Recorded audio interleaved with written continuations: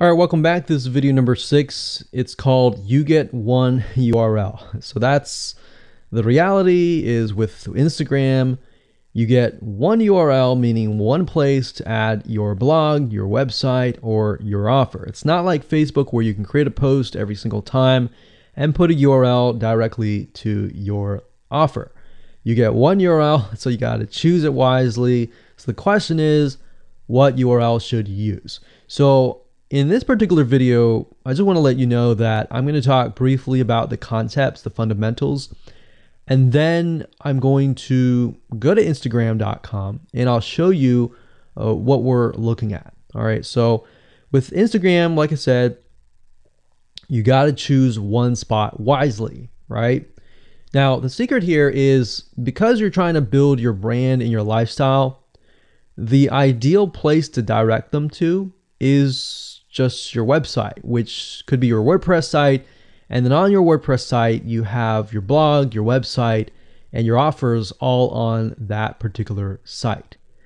So the secret here is because you're building a brand, because you're building a lifestyle, what you want to do is you want to still brand yourself. You don't usually want to just direct people to a sales page.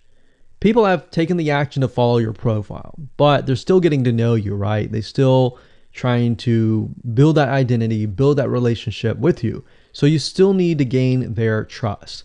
So here's a basic blueprint that you can follow, but from the Instagram profile, I recommend that you direct them to either a blog, your website, or an opt-in with free tips.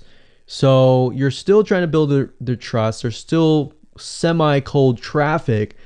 If you send them to a blog with more content, more free information, then that's going to gain their trust. They're more likely to want more, right? Or if your brand, you can send them directly to your website and they can buy the products. But at the end of the day, you can use that. You can use an opt-in with free tips or a squeeze page to build your list first. Because what I found is that a lot of times it takes 7 to 12 times to actually touch the person, get to know them before they actually buy. So what I mean by touching or touch points means emails. So it could be 7 to 12 different emails after they sign up for a freebie. And you can email them using an autoresponder like getresponse.com or aweber.com. And just build that relationship through your email autoresponder system. And then once you've built that relationship on a more personal, deeper level, then you can begin to sell things. So we don't advise you to put a URL there where you're selling a product straight.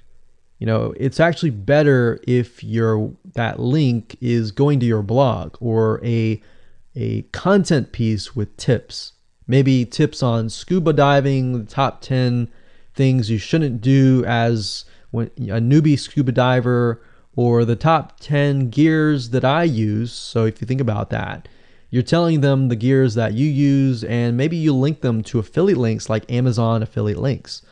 So you're indirectly making money by providing free content. So that's another method of indirect selling. Now, make sure that when you do this, make sure you follow FTC guidelines and make sure to be transparent with people that you are making money anytime they buy through your affiliate link. By doing this, your goal is to gain their trust and create a true fan that loves you so much they spend at least 10 to 15 minutes per day following you, seeing, what's happening in your life, looking at the good times, the bad times, basically the life of your brand. Now, you might be thinking, well, what if I'm not a person? What if it's just a brand? Well, same thing. You can show the lifestyle of the brand, what the brand is doing, what the brand is going to do, like upcoming sneak peek previews of what the brand is doing. Because Instagram, if you notice, is a lot about curiosity, a lot about sneak peek previews. So that's the end goal. So what I want to do now is just hop on over to Instagram.com And let's talk about what we just talked about. All right, so Instagram is a mobile app, so I can't show you a ton, but I can show you at least a few things.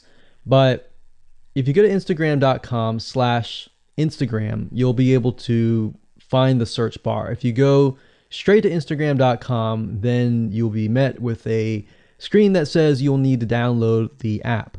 But as you can see here, you get one URL, and the one URL is going to be located basically at the top inside your description.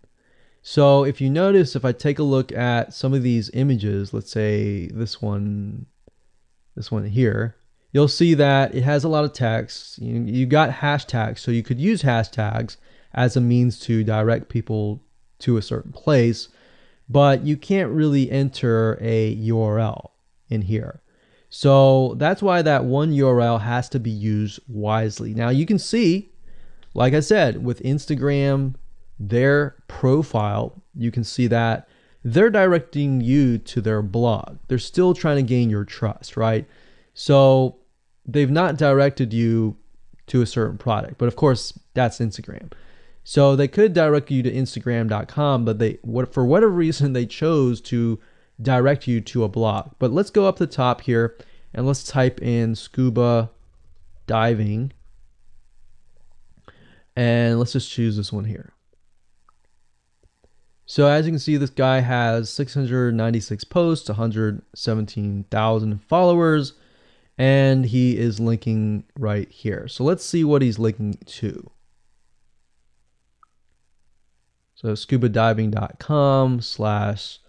So obviously this person doesn't own scubadiving.com. It's a photographer spotlight. So it looks like they're linking here to show you that, hey, I am really a scuba diver. But what she could be doing is, if they wanted to monetize he or Beth Watson here, she could be directing people to a blog that showcases scuba diving and all that. Now, she's more into photography, so she's probably going to track people who are in photography. So it's not really going to be scuba diving equipment, but rather people are probably going to want to know, hey, what camera are you using? What equipment are you using? What scuba diving equipment are you using? And all that for the purposes of photography. So you see how in this example, it may not be necessarily she's selling scuba diving equipment, but rather than she's attracting a specific type of mindset. So you have to get an idea, like, who are you attracting? So in this case, scuba divers who love photography. This person obviously does not have a URL, so he's losing out on, making income, and that's probably not the reason why he's on here. But as you can see here, camping tent, 44,000 followers. He could be redirecting people to a blog, or you could also do a Shopify store. But a blog would be better because then you're still basically building trust, and you can send them from the blog to a lead capture page where they can get freebies and all that and build your list. So what I found over the years, as far as making money goes, building a list is key. If you don't have their name and their email address, or just their email address, then you're going to lose them and they're going to forget about you and all that. So that's why having a URL is so crucial. But those are just some examples of what you can do. You don't have to follow this step by step, but if it makes sense for you just to put a Shopify store, just do a Shopify store. Just don't think too much about it. But these are just some examples of what you can do with the one URL.